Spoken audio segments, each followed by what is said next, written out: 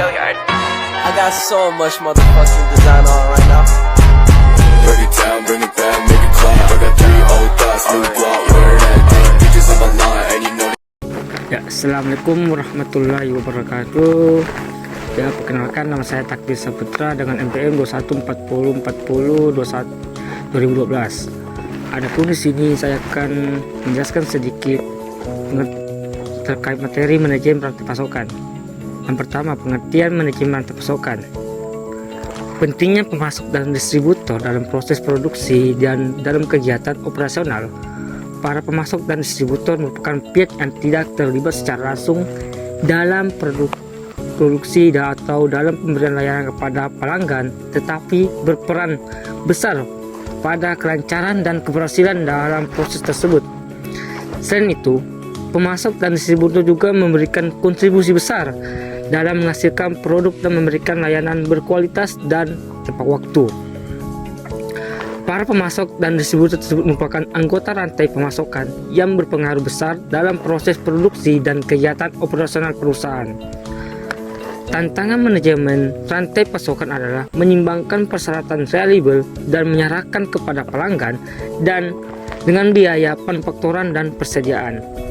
Pemodelan rantai pemasokan kemungkinan manajer mengevaluasi pilihan mana yang menyediakan perbaikan terbesar dalam kepuasan pelanggan dan biaya yang relevan.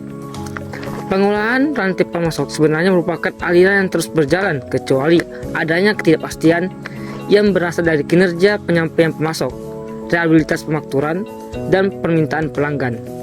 Ya, adapun materi kedua itu strategi perusahaan dan rantai pemasokan.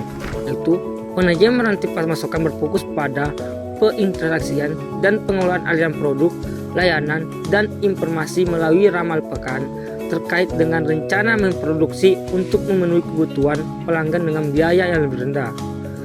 Dalam menghadapi lingkungan persaingan global, kegiatan rantai pasokan tersebut harus terkoordinasi dengan baik. Rantai akan menghadapi kolaborasi, kerjasama, dan komunikasi yang lebih baik. Salah satu tujuan pengelolaan rantai pasokan adalah mewujudkan sinkronisasi dari aliran hulu, yaitu penyediaan bahan baku, komponen serta jasa dengan produksi dan distribusi hilir sehingga dapat mengantisipasi ketidakpastian. Ya, adapun materi kita itu rantai pasokan dan penyediaan layanan. Rantai pasokan untuk jasa atau yang lain lebih sulit didefinisikan daripada dalam operasi manufakturan. Rantai pemasokan penyediaan layanan atau jasa tidak selalu memberikan produk fisik bagi pelanggan dan tidak berfokus pada aliran produk fisik atau bahan baku atau material, komponen, dan distribusikan melalui rantai pekan. Dalam perusahaan jasa atau layanan, fokus utamanya adalah lebih sumber daya manusia dan pentingnya layanan mendukung untuk menyediakan layanan. Rantai pemasokan penyediaan layanan cenderung lebih kompak dan tidak seluas rantai pemasok perusahaan manufaktur. Adapun materi keempat terkait pengolahan rantai pasokan. Pengolahan rantai pasokan memfokuskan pada pengintegrasian dan pengiriman aliran produk, jasa atau layanan, serta informasi melalui rantai pasokan untuk membuat tanggap terhadap kebutuhan pelanggan dengan biaya total yang lebih rendah. Secara tradisional, rantai pasokan dikelola sebagai bagian yang terpisah-pisah dan memiliki tujuan masing-masing. Dan kondisi persaingan global saat ini, perusahaan harus mengintegrasikan dan mengkombinasikan usaha bagi para anggota rantai pasokan tersebut.